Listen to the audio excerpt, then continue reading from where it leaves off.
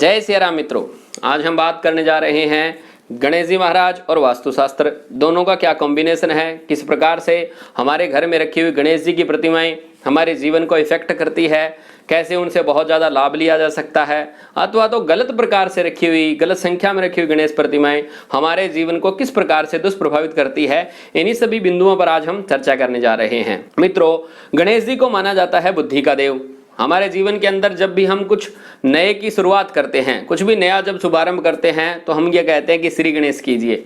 हमारे जीवन की प्रत्येक नई शुभ शुरुआत के दौरान हम गणपति महाराज की उपासना करते हैं। क्यों करते हैं?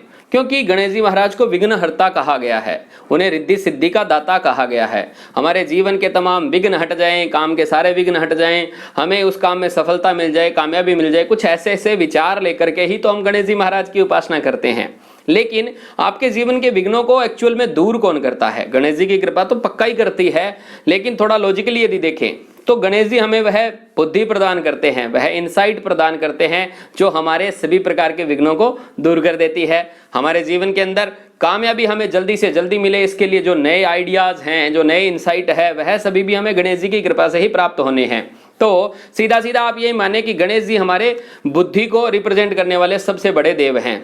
और यदि इनकी प्रतिमा आपने घर में लगा रखी है 2 से ज्यादा, गणेश जी की संख्या 1 से यदि ज्यादा है, तो आपके विचार जो है ना वो 1 से ज्यादा आते रहेंगे, नए नए आइडियाज, आइडिया पे आइडिया, अलग अलग विचार आते रहेंगे। और जिस व्यक्ति की बुद्धि एक लक्ष्य पर केंद्रित नहीं है, यानी कि एक ही इनसाइट पे जो व्यक्ति काम करता है लगातार, तभी तो जाके उसमें वो कामयाब होता है। बदल बदल के जब विचार चलेंगे, अलग अलग आइडियो पे आप काम करना शुरू कर देंगे, तो आपकी सफलता का प्रतिशत भयंकर रूप से गिरता है। इसलिए वास्तुशास्त्र के आधार पर यदि मैं बात करूं तो मेरे गुरुदेव ने जैसा बताया कि घर के अंदर गणेश जी की एक ही प्रतिमा होनी चाहिए। 1 से ज्यादा यदि प्रतिमाएं हैं तो घर के परिवार के जितने सदस्य हैं सबकी बुद्धि अलग अलग काम करेगी। अथवा तो यदि एक ही व्यक्ति पैसे कमाने वाला है तो उसके नए नए विचार उसे हमेशा ऐसे भटकाते रहेंगे, अलग अलग रास्ते पे चलने के लिए वह आतुर रहेगा कि ये कर लूं, वो कर लूं, कभी ये कभी वो। इसलिए गणेश जी महाराज की आपके घर के अंदर केवल मात्र एक प्रतिमा रखनी चाहिए।